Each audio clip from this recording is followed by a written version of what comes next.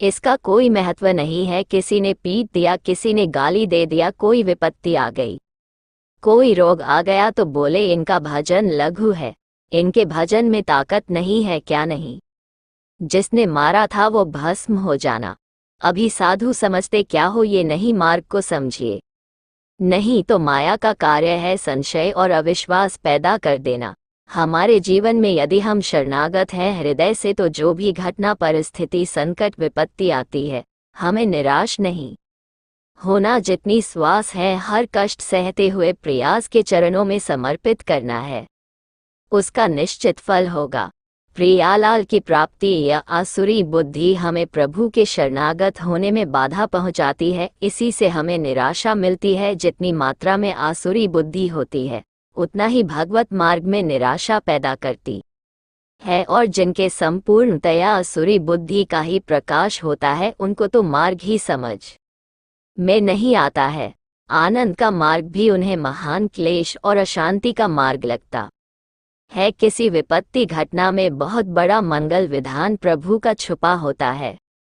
बड़े बड़े भक्तों के जीवन चरित्रों को जब पढ़ा गया, सुना गया और समझने की चेष्टा उनके चरण कृपा प्रसाद से की गई, यही समझ में आया है।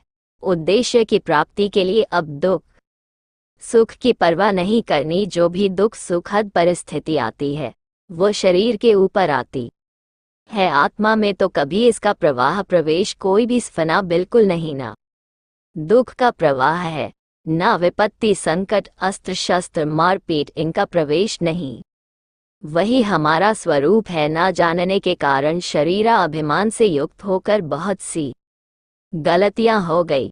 उन्हीं गलतियों का फल इस शरीर को भोगना पड़ता है। यदि हमारा कर्म ऐसा नहीं है तो त्रिभुवन में सब ईश्वर से संचालित है। किसी की ताकत नहीं है कि कोई कुछ कर सके। कई बार सत्संग में सुनाया है कि एक बाल्यावस्था से भगवान शालिग्राम की आराधना करते हुए विरक्त मार्ग के पथिक बने और हर समय भजन परायण और भ्रमण करते थे।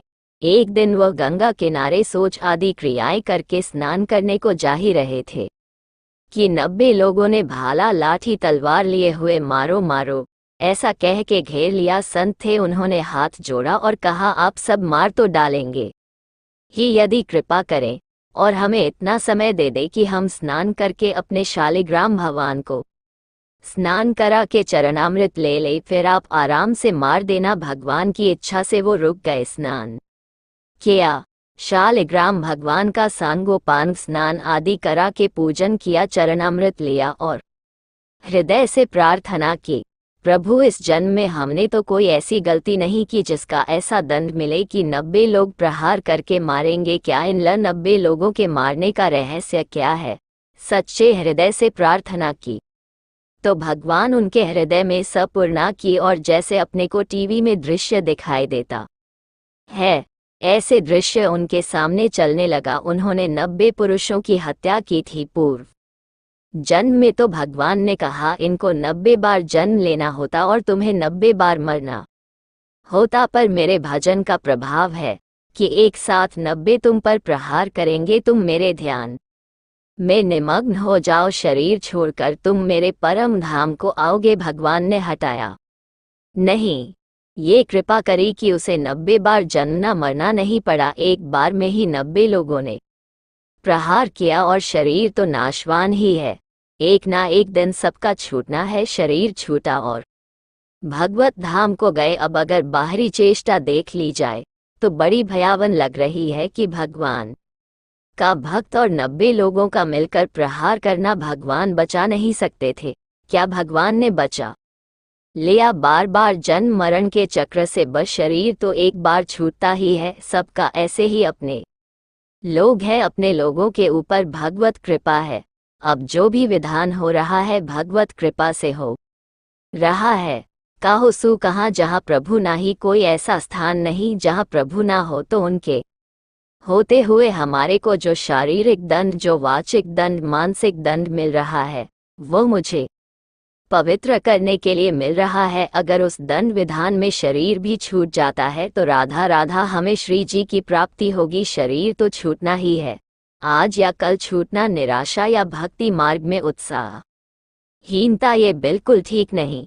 कोई संशय प्रवृत्ति आ जाना कि अगर भगवान का भजन करते भगवान होते, तो ऐसा नहीं, बिल्कुल नहीं। बहुत कृपालु भगवान है, उनका जितना विधान है वह बड़ा कृपा में होता है। अपने को केवल प्रभु के चरणों में समर्पित करना शेष बात वह देखेंगे। ऐसा कभी ना सोचे कि भजन करने का फल है कि शरीर निरोग रहे, विपत्ति ना आवे, संकट ना आवे। ऐसा नहीं है। जो हमारे शरीर की रचना जिस कर्म से हुई है उसको वैसा ही भोगना पड़ेगा। भोगने की सामर्थ्य और उससे बेपरवाह होना ये भजन का फल है।